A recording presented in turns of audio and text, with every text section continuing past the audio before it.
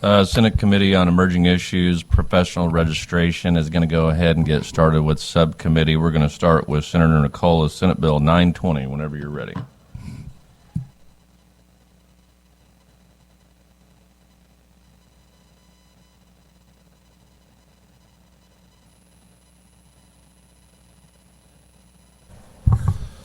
Thank you, Mr. Chair, committee. Thank you for taking time to hear my Senate Bill 920. This bill is about giving Missouri families a fair shot.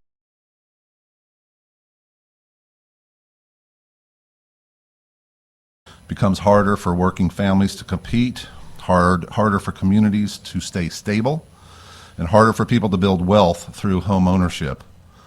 And that matters because property rights are key to our liberty. Owning a home is one of the main ways we build generational wealth. This bill focuses on institutional buyers, business entities, hedge funds, private equity firms that acquire homes for investment or profit. Under the bill, an institutional buyer is a company or similar entity that collectively owns more than 150 single-family homes in the United States and is in the business of buying those homes for rental or resale. I failed to mention at the beginning, you should have a committee sub before you as well. That's still under some work. We're still working out some of the bugs, so it's still a work in progress. The bill does a few things. It's pretty straightforward. If one of these covered entities already owns more than 150 single-family homes or more than 200 residential units in Missouri, it cannot acquire additional residential property in this state. Second, a covered investor cannot buy a single-family home in Missouri unless that home has been publicly listed for sale for more than 90 days. That helps make sure families and individual buyers have a fair chance before large investors step in. The bill also includes enforcement. The Attorney General may bring an action if property is acquired in violation of the law, and if the current court finds a violation, the property can be ordered sold within 90 days. Just as important, this is a targeted bill. It does not apply to home builders, residential developers, nonprofits, public housing agencies, land banks, or most regulated banks and financial institutions. It also does not interfere with new construction, and it allows for the rehabilitation of failed properties that need work to come back into compliance. Missouri families should not be pushed to the back of the line when they are trying to buy a home in their own communities. This bill puts reasonable guardrails in place and focuses on practical impact for everyday people. So I thank you for allowing me to present this. I'll be happy to answer any questions that you might have. Thank you, Senator. Are there any questions for the senator from the committee? Senator Berger. Senator, what would keep them from just changing to a different LLC or a different corporation? Not much, Senator, to be quite honest. I think this, we don't have anything to protect these homes right now. And honestly, this could be a little bit of a whack-a-mole going forward. Because there's always a way, if people want to find loopholes in the system. But if we don't start putting some guardrails, because what I didn't mention in my presentation, part of the property tax problem is these large investors are coming in and they're offering cash over market value, which increases the assessments on everybody in the neighborhood. I have a couple neighborhoods in my district that are owned completely by institutional buyers. And it's affecting home prices. It's hurting people, first-time buyers getting into the market. And we've got to, in my opinion, we've got to start putting some guardrails on this. But to answer your question, not much. And when you talk about buying these homes, what price homes are they buying? Are they $300,000 homes, $200,000 homes? They're all over the place. A few years ago, I've seen them buy under $100,000 homes, $200,000, $300,000 homes. They're all over the price. Whose job would it be to police this then? How would that work? Well, there's a reporting mechanism that the institutional buyers would have to report on how many homes they own. To whom? Every year, and that reporting would have to go to the Secretary of State. They would also keep track of that, and then the enforcement's the Attorney General. Okay, thank you. Yeah, absolutely. Thank you. All right, Senator. Thank you for your testimony. Are there any questions, or are there any witnesses testify in favor of the bill whenever you're ready?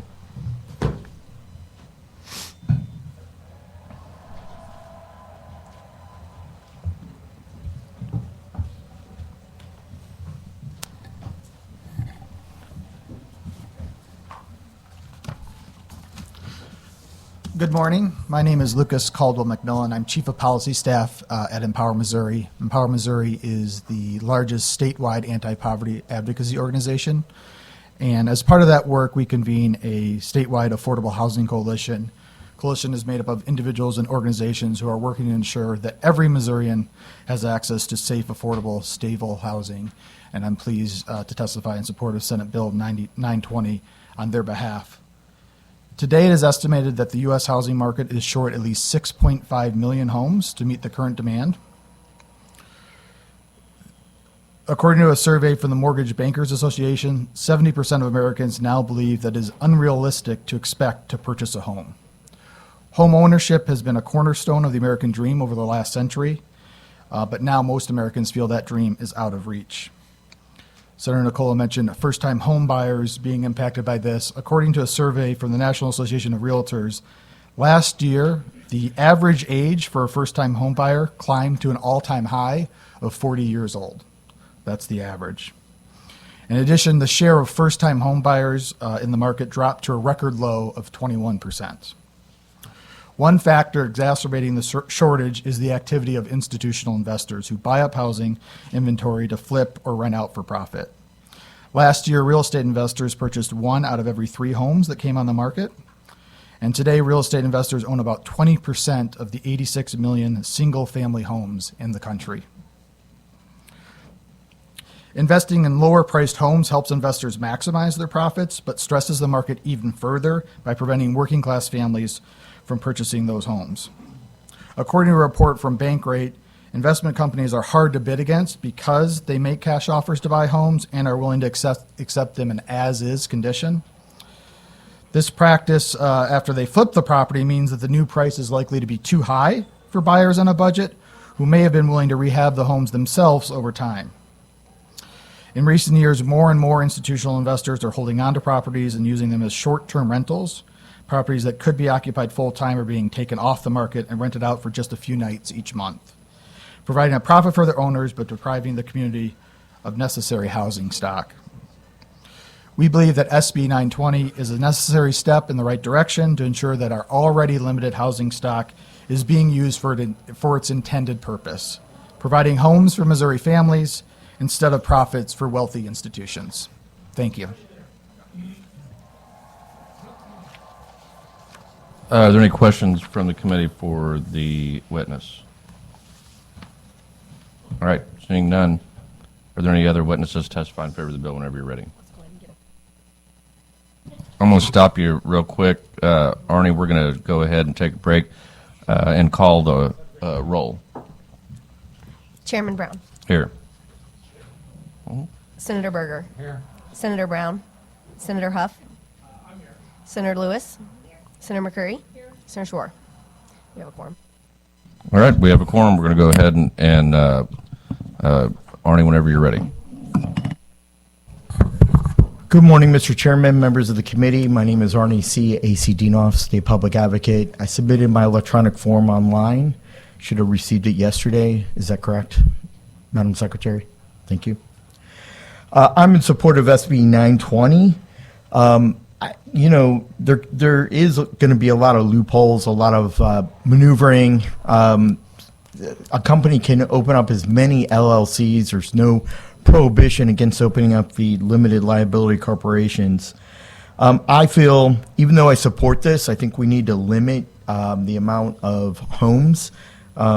I believe that there's going to be some constitutional issues. And so I just don't want to get us in a position where our Attorney General is going to have to hire outside legal counsel, which will cost taxpayers a lot of money to defend a court challenge. The fiscal note is very concerning. As you all know, we need to cut $1 billion from this current fiscal year budget that we're working on, fiscal year 2027, another $1 billion next year in fiscal year 2028.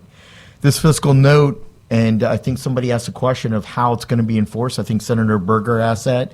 Well, there's going to be 2 full-time employees that'll have to be hired, and it's going to cost $700,000 over the next 3 fiscal years to pay for those 2 people's salaries, benefits, and their pension contributions to Mosier's. overall, I support the concept. We need to do something about these sharks, about these people coming in and I don't know if it's taking advantage. I think somebody testified they're paying more than the assessed valuation. But I'm sorry.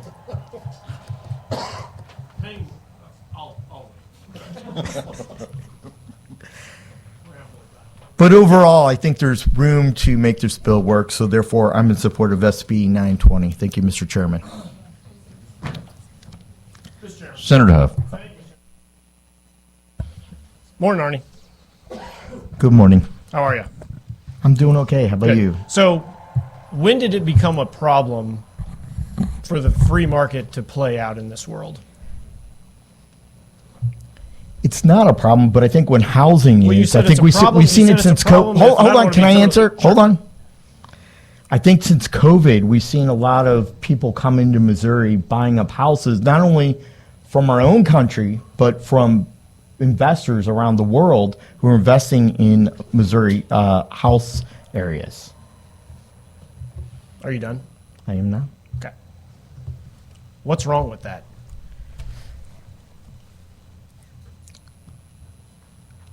As you know, I'm a big private property owner rights advocate. I think that you could do what you want with your property. Meaning you could sell it to whomever you choose? I do agree with that. So whether But they're from so- here or not? But some of these Whether they're willing to pay more for it than someone else? But some of these corporations are owning, like in North St. Louis County, they're buying up thousands of properties, such as Glasgow Village, such as Castle Point, such as Spanish Lake, Bellefontaine Neighbors, and then they're letting them sit there either empty, and it causes vagrants, it causes maintenance of the property to go downhill. They don't invest in the property. They bought, invested, but they're not making sure that they're keeping up with the structure of the house, and I think that that's a Are problem. there codes in those communities? that can be Yeah, Glasgow enforced? Village would be a conservation area, so it's an unincorporated St. Louis County.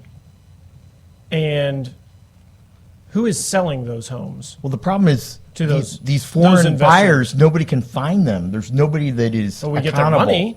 and responsible. They pay for the properties, Yeah. so they're from somewhere.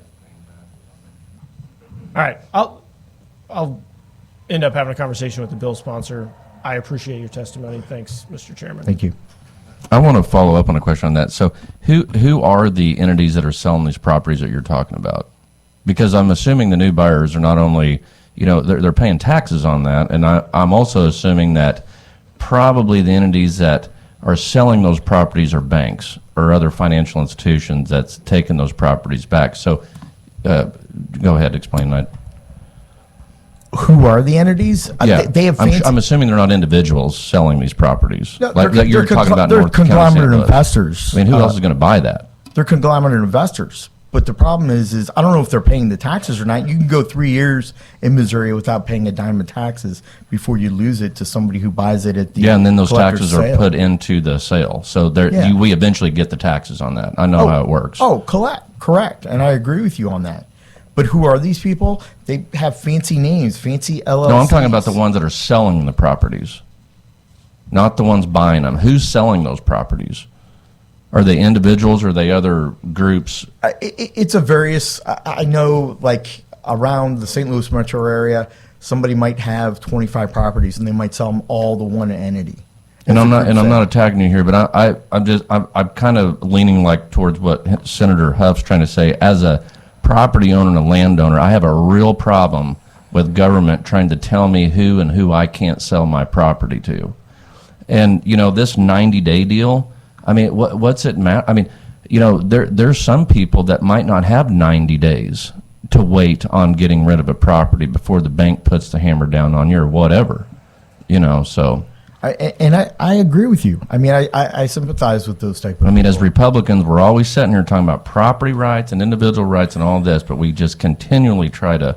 This isn't the first bill that we've had that we've had in the Senate since I've been here that limits, who you can and can't sell to. I can't speak for the sponsor, but I think in his Independence, his Jackson County area, I believe that they're experiencing the same thing that St. Charles County and St. Louis counties. Well, I can assure you, in my district, we are not having out-of-state corporations coming in and buying properties. I agree with you, but in the So urban, this shouldn't be a one-fits-all, type piece of legislation. but in the urban areas, it is a problem. Well, it's not in the rural areas, I agree and that's with who I you. represent. I totally agree with you. No, all right, thank you. Are there any other questions for the witness? Any other witnesses testify in favor of the bill?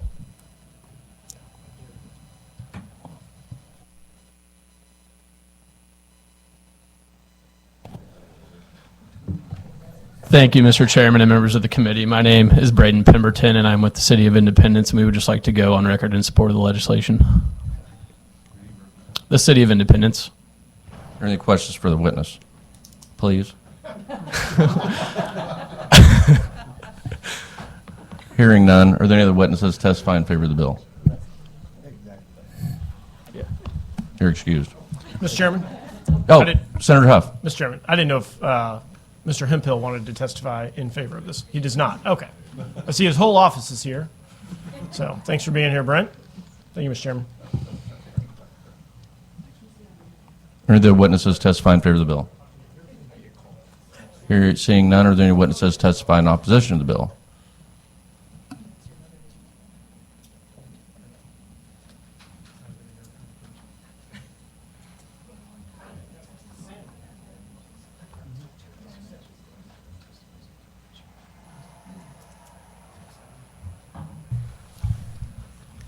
Mr. Chairman, members of the committee, Sam Licklight, our testifying forums are our realtors. We just don't think government should tell people who they can sell their property to. It's fairly simple. There you go. I agree with you. You know what? If a property's for sale, it's for sale. Anybody can buy it. Exactly. And if you don't have the money, then get a bunch of your friends together and pull your money together and buy it. Any questions for the witness? Hearing none, thank you, Mr. Licklider. Are there any other witnesses testify in favor of the bill? Or opposition to the bill, sorry. All right, seeing none, are there any witnesses testify for informational purposes only, or what I like to call, John, you're really against it, just admit it.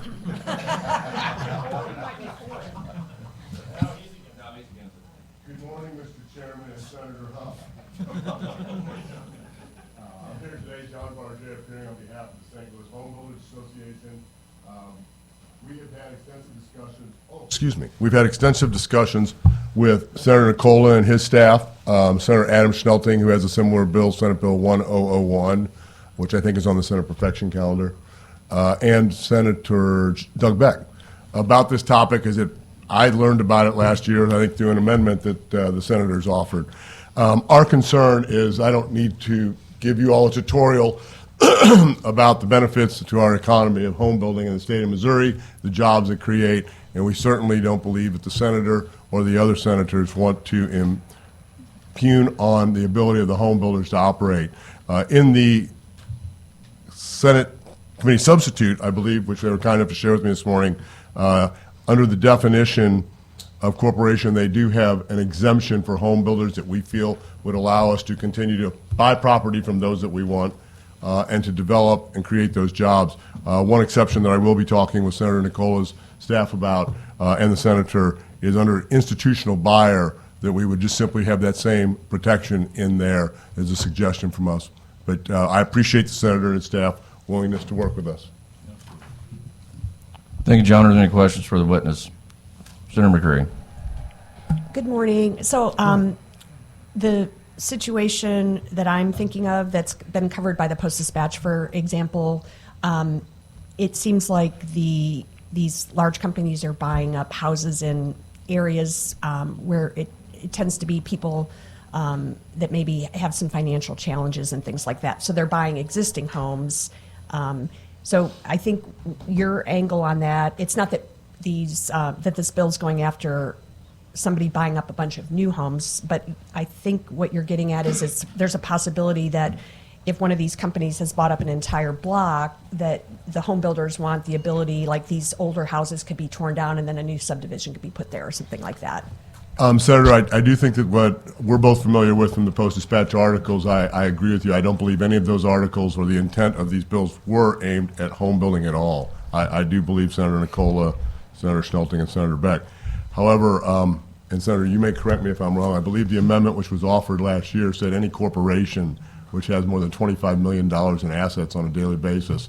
I happen to represent some folks that are rather successful, and they have $25 million in assets, and they are buying properties every day. And in the process of trying to accumulate all the parcels to do a subdivision, as Sharon was indicating to, I might have to buy several parcels, and I may lease those until I've assembled the parcel to make a large 100-home development. We are not in the business of purchasing homes for long-term lease. Right. We want to build new homes. We want to tear those down and put new ones up. Okay, Yes, very good. ma'am. Thanks for the clarification. Thank you, ma'am. Thank you. Are there any other questions for the witness? Well, thank you for your Thank you, testimony. Mr. Chairman. Thank you, John. Thank you. Are there any other witnesses testify for informational purposes only? Right. Senator, do you have any closing comments? Yeah, just thank you so much for hearing this bill. Just wanted to say that the Trump administration has also got a hold of this, and the Congress is looking at it. There very well could be something that could come down from the federal government that would affect the entire nation. I would agree with Senator Huff, with also you, Chairman, the free market. However, I don't agree with any international company coming in or international government coming in and buying 1 square inch of our property. So we do have a major problem with this. I'm certainly open to suggestions, been working on this for over a year, had conversations with the builders and the bankers to try to protect them. We've got to come up with some kind of solution to this. We have whole neighborhoods, even in my district, that are being bought up by these institutional investors, and then they turn them into rentals. And that's the plan. They want to, and I know it doesn't affect a lot of rural counties or districts, which is fine because it does affect the urban. And one of the plans is that they want to run us out of home ownership, and that's, we lose the right to own property, we will lose our liberty. There's no guarantee. Okay. I understand what you're saying, but I'm going to give you a perspective from a banker. Sure. So the last time the president and Congress did this was in about 1996 under Bill Clinton, where every American should own a home.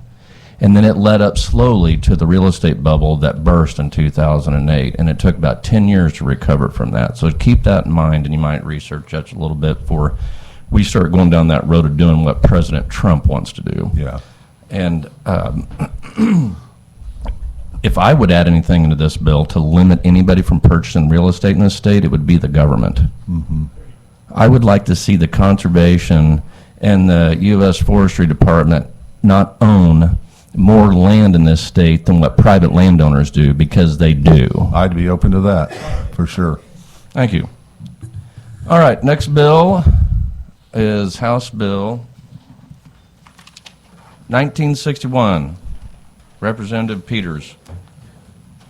I think you're the first House bill we've heard this session, so congratulations. I appreciate that.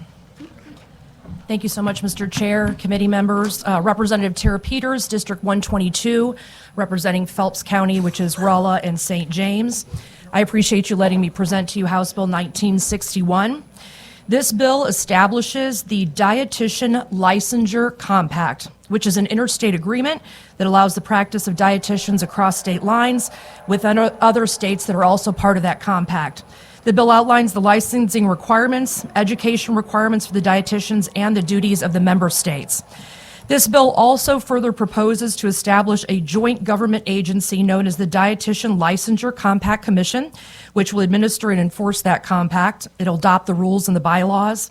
It will maintain a data system, investigate complaints to home states of dietitians, and perform other functions necessary or appropriate to achieve the purpose of the compact. I would like to point out that provisions of the bill ensure that the compact will not affect Missouri's license reciprocity laws. Furthermore, this bill also does another thing. It specifies that as a first-time applicant who has not previously taken or passed an examination may obtain without examination a non-renewable temporary license by paying a temporary license fee and submitting an agreement to supervise form that is signed by a licensed dietitian who has agreed to supervise the applicant. Such temporary licensee may practice dietetics, but any such practice must again be under the supervision of a dietitian. And if I may, Senator Senator Brown.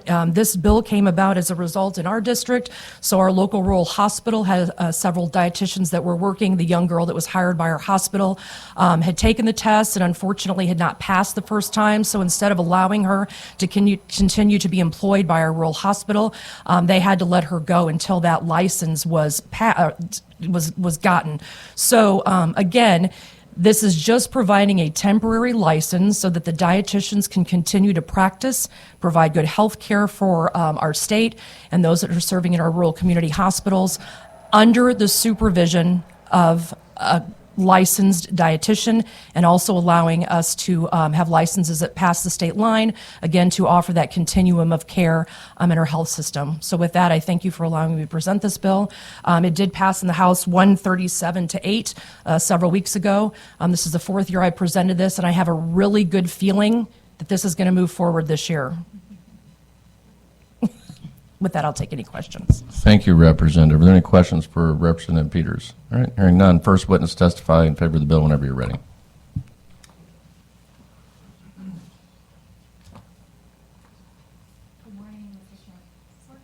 Push that little button down. Thank you. All right. Good morning, Mr. Chairman and members of the committee. My name is Jordan Mize. I am an associate professor at Cox College in Springfield. I also serve as the public policy coordinator for the Missouri Academy of Nutrition and Dietetics. I'm here in support of House Bill 1961. In my role as educator, I work closely with students as they transition from education into the workforce. And each year I see highly capable graduates who have met all of the requirements to sit for the RD exam. And often there is a delay in the time that they graduate and then the time that they can take their exam. Sometimes this is weeks, sometimes this is months. So during that time, as Representative Peter mentioned, they are not allowed to practice because of our current licensure law. So for example, we had a group of students at Cox College who just graduated in December with their master's degree and over 1,000 hours of supervised practice. And 4 of these graduates were hired by Cox Health immediately upon graduation. However, because of, again, our current licensure law, they were not allowed to practice until they passed their registration exam. And so for some of these, it was 4 weeks. Some of these students, or graduates, it was 8 weeks. And so that leaves Cox Health short, and then also that all leaves these students left to studying without that kind of hands-on experience. So I have seen this happen year after year with graduates of our program, and I know it's also not unique to Southwest Missouri. So House Bill 1961 offers that temporary license, which would allow students like these 4 that I talked about to practice while they study for their exam, and then also, again, under the supervision of a licensed dietitian to maintain that patient safety. So this is a critical transition period where these graduates, again, it's going to help strengthen their clinical judgment skills during that time. It's also going to help better prepare them for the exam itself. This bill also introduces the licensure compact, which would help modernize our profession by allowing dietitians to more easily practice across state lines.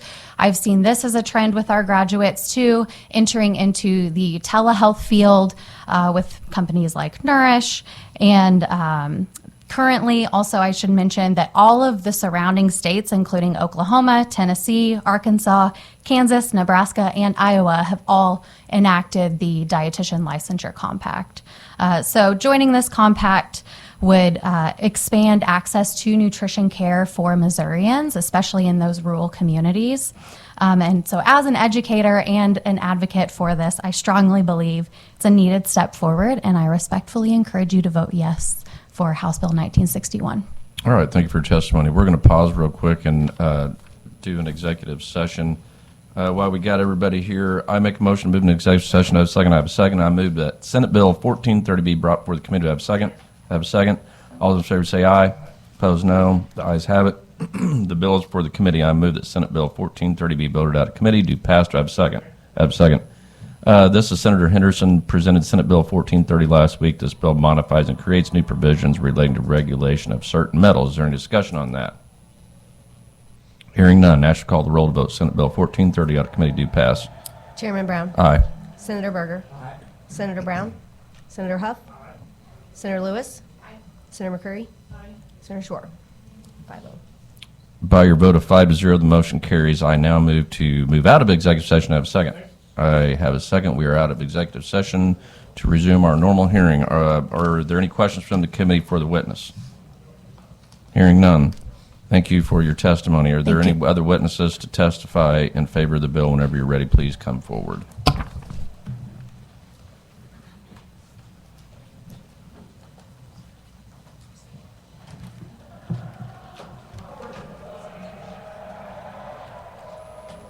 Good morning, Chair and members of the committee. My name is Elizabeth Newman. I am a newly licensed dietitian. Thank you for the opportunity to speak today in support of House Bill 61. I'd like to share my perspective as a newly licensed dietitian myself within the last 5 years. I've recently gone through the licensure process. Becoming a dietitian requires years of education, supervised practice, and a rigorous national exam. That exam is not just a milestone, but it is a major source of pressure. Many of us spending months preparing, knowing that a single delay or setback can impact when we're able to begin practicing and serving patients. I would also like to clarify I was not one of the 4 students, but I was able to take that exam the first time and pass, but I was not able to sit for that exam immediately. I had to wait at least a month, and then after I passed that exam, I had to apply for my license, which I graduated in 21, and if we all remember during that time, there was a lot of delays in giving those license. I would also like to point out that this is a one-time temporary license. It does not allow students or people being able to sit for this exam multiple attempts to take this over and over and over and kind of lollygagging. You get to take it once every 45 days. And it's an expensive exam. It is not cheap and it takes a lot of time. And if you're like me, I represent a rural area. So to get to a place to even take that exam could be 2-3 hours just to get there. So there's incentive to pass that exam the first time. After completing all required education and supervised training, graduates are fully prepared to begin working under appropriate oversight. However, without a temporary license, we are often forced to wait, sometimes for weeks or months. I was also one of those people who had to wait. And I was hired in 21. I was working in an ICU where the ICU dietitian had actually left for a different position, which left my small rural hospital in Hannibal, Missouri, without a dietitian helping manage some of those tube feeds. So this helps prevent delays of care. And I also work in a tri-state area where I'm on that bordering state. So it also just helps the continuity of care. Temporary licensure does bridge that gap. It allows new graduates to begin practicing in a structured and supervised way while preparing for the exam. This not only reduces the financial and emotional strain on new professionals, but also ensures that healthcare facilities, especially in underserved and rural areas, can continue meeting patient needs without interruption. While licensure compacts are valuable for improving mobility across states, it is equally important to address the critical transition period for new graduates. Temporary licensure directly targets delays in care at the point where when the workforce is ready, but not yet formally credentialed. For Missouri citizens, this means faster access to nutrition care in hospitals, clinics, and community programs. It means fewer staffing shortages and more continuity of care, and it means supporting a workforce that is ready and eager to serve. House Bill 1961 is a practical, patient-centered solution. By supporting temporary licensure, you are reducing unnecessary delays, strengthening the healthcare workforce, and improving access to healthcare for Missourians. I appreciate your time for letting me speak today. Thank you for your testimony and your question for the witness. All right, hearing none. Any next witness to testify in favor of the bill? Whenever you're ready, please come forward.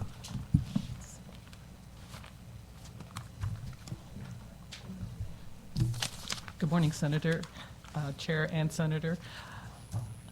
My name is Jean Howard. I've been a registered and licensed dietitian in the state of Missouri for 50 years. I support House Bill 1961. Obtaining licensure in multiple states is very time-consuming and often a costly proposition. House Bill 1961 would allow dietitians to practice medical nutrition therapy in multiple states as they move with military spouses or move up in their careers. The other portion of this bill would allow new graduate programs of dietetics to practice medical nutrition therapy before they have passed the national registration exam. It would give them a 6-month time period, and it's not renewable, 6 months that they could practice under another dietitian, and give them the opportunity to start paying off those student loans, which when you get a master's degree, as probably you all know, it can be very expensive. So hospitals need dietitians and new graduates need jobs. Please pass House Bill 1961. Thank you very much for this hearing. Thank you for your testimony. Are there any questions for the witness? All right, hearing none. Are there any other witnesses testify in favor of the bill?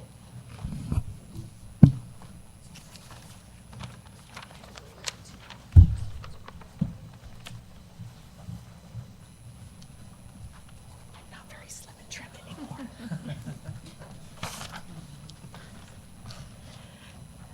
Thank you. Chair, members of the committee, Jessica Petrie here for Cox Health. We also just want to go on record and support, like the previous witnesses have said, this will bring a needed workforce into our hospitals and our clinics faster. And we really appreciate the bill sponsor's work. Thank you for your testimony. Are there any questions for the witness? Hearing none. Are there any other witnesses testify in favor of the bill?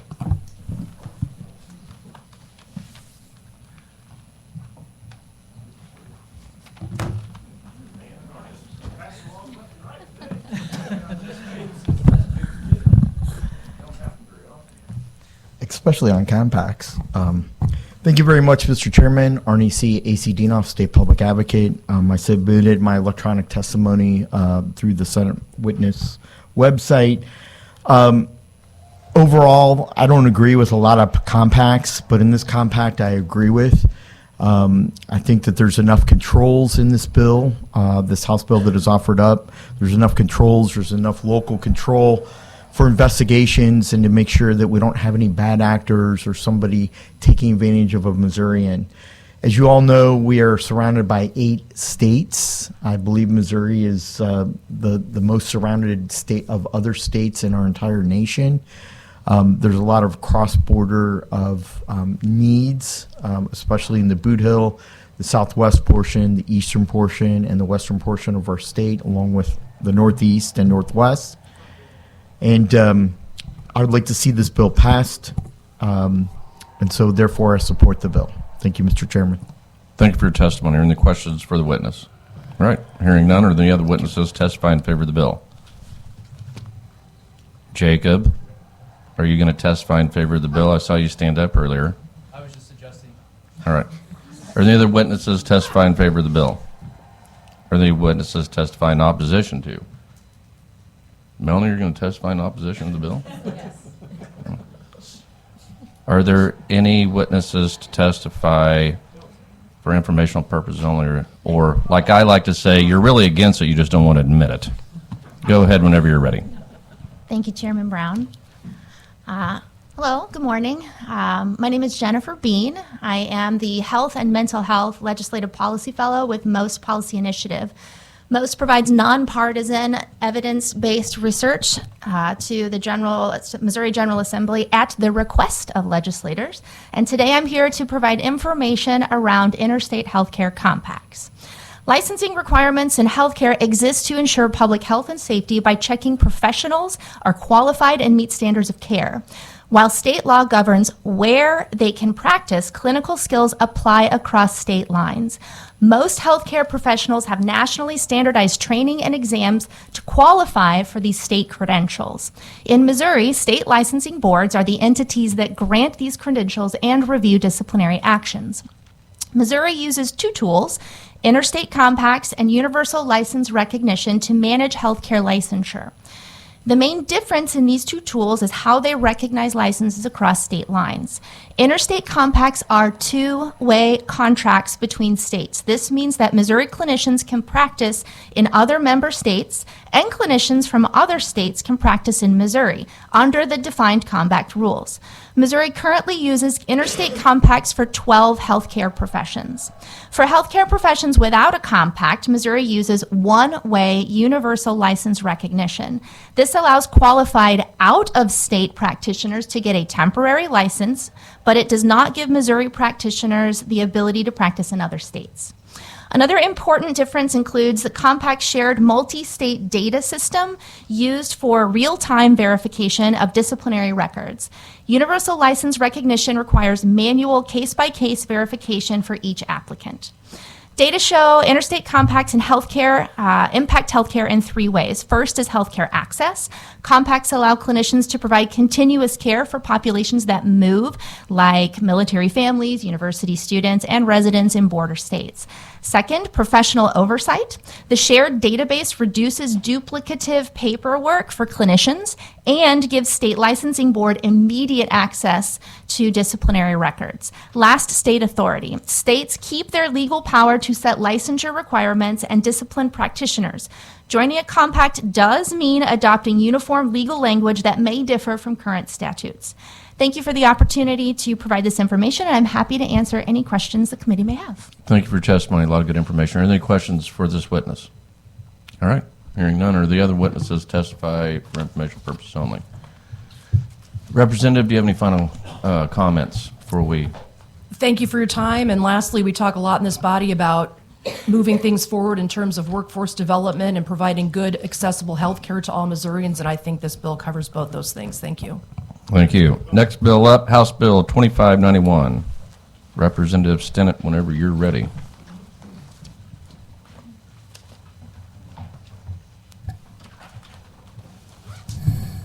Thank you, Mr. Chair, members of the committee. I won't belabor this. This is a bill that you heard the Senate bill version of Senator McCreary before spring break. Simply put, this bill allows individuals who are speech language pathologists to complete their clinical fellowship year outside of our state and then come to Missouri and practice, and we want to make sure that that is streamlined. Thank you. Thank you. Are there any questions for Representative Stinnett? Need to cut a question? All right, are there any witnesses testify in favor of the bill whenever you're ready?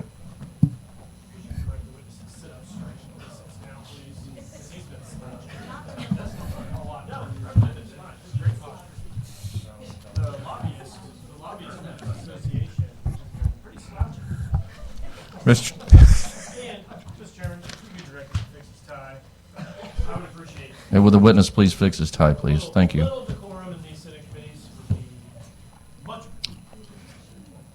Mr. Chairman, members of the committee, my name is Brent Hemphill. I'm here on behalf of the Missouri Speech and Hearing Association. We want to go on record in support of this bill. This bill is identical to Senator McCreary's bill, which you heard the week prior to spring break. It is a technical fix, purely in nature. It's a one-pager. We would like for you to move it as quickly as possible. Well, we all know we're good at fixing things. Are there any questions for this witness? Senator Huff. Hey, Brent, morning. Good morning, Senator. How you been? I've been great. Good. Haven't seen you all day. You haven't called. You haven't texted me. You haven't been to the office as far as I can tell. So what have you been doing?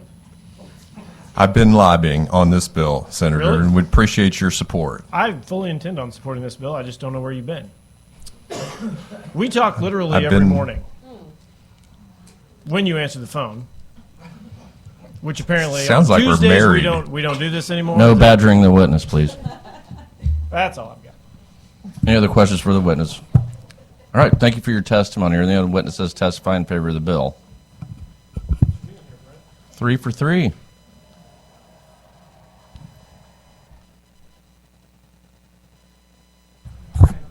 Thank you very much, Mr. Chairman, members of the committee. My name is Arnie C. A.C. Dinoff, State Public Advocate. I submitted my form on the witness entry for this bill, HB 2591.